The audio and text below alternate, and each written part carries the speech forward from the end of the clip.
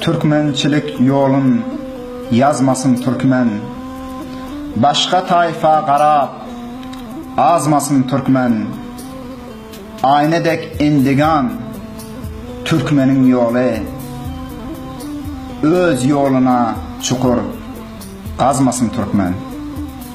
Mening istegim aziz mehraban ülkedaşlarımdan boldur ki, gelyan alımızdaki parlament saylavına, milli gengişine Türkmen vekillerimiz saylanmaklığı muhimdir. Bizler vagayra attan çıkmamız mümkündür. Hemişe bizler başka kişinin izinden çapıp yörtek bizler harp olacağımız mümkündür.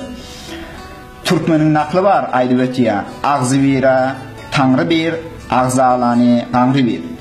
Şunun için hem bizler bayat köşüş etmemiz olmamız gerek ki öz ittifaqlığımızı, ittihatlığımızı saklap ve Türkmençilik için çıkacak vekillerimizi ortadan saylap çıkarmalı ve onun izinde durmalı. Nemikin ertekun bizlerin dertlerimizi, bizlerin yürekteki coşkunlarımızı öz devletimize yetirip ve bizlerin haklarımızı alınsa. Hak diyen zadın öyle hiç vakt bir kişiye verilen yok.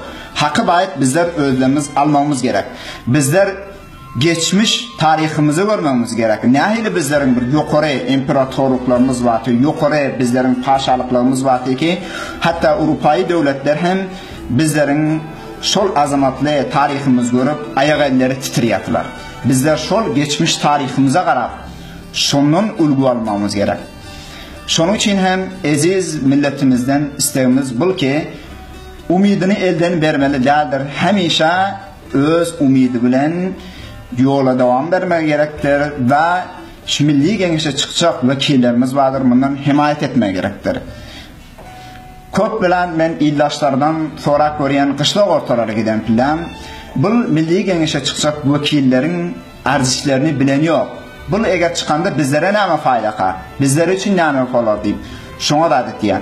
Men düşüncem bu ki ol vekiller eğer çıksa her kimin üyünün işinin arkasından bir motor ertip koymaya ya ki üyünün işine bir maaş bağlamaya ama ertekun Türkmençilik için namayinde olup faylanıp duruyor ve Türkmenin setini şuradan çıkarıp duruyor. Onun için hem bizler eğer Afganistan'da 5. kavim bulup otursak, eğer barmak büküp sanasak, Paştunlar, Tacikler, Hazaralar, Özbekler ve Türkmenler 5.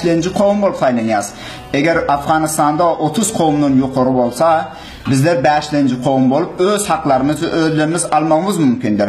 Ve bu haklarımızı almak için bizlerden bir namayinde, bir vekil olmak gerektir. Şol vekili bugün bizler saylamalı. Aziz, mehraban kavimler, hurmatlı ildaşlar, eğer mening sesimi her kaysınız eştiyanmasanız gelin, alımızdaki gelen milli gengeş için hemmelerimiz can öten bilen barıp katnaşıp ve öz vekillerimizi şıl saylava çıkan vekillerin içinden saylap çıkmamız mümkün olsun. Gelecek milli gengeşte gerçek yiğitlerimizin ulakon borcu vardır boynunda. Kıynansak da geçen uçlar sebeple bizlerin milletlerimiz okudan, engizeden ve düşünüpten köp izah aldı. Şunun için hem köprek bu milli gengeşin ahemmiyetinden, bunun faydalarından haberi yok. Şunun için hem okulu, fahimli, edermen, gerçek yiğitlerden gerek ki öz mehraban ildeşlerimize yaxşı düşünüpler verse ve onlara yaxşı engize verse gelecek milli gengeş için bunların hemmesi yola çıksalar.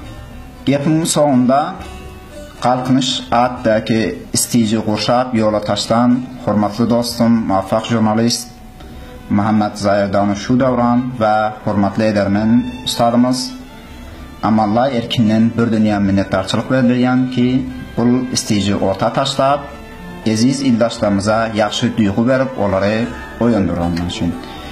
Mehraban ildaşlar, hammalarınızı Beyik Tanrı Taala'nın derbarına tavşırıyan, hoş, sağ, aman olun.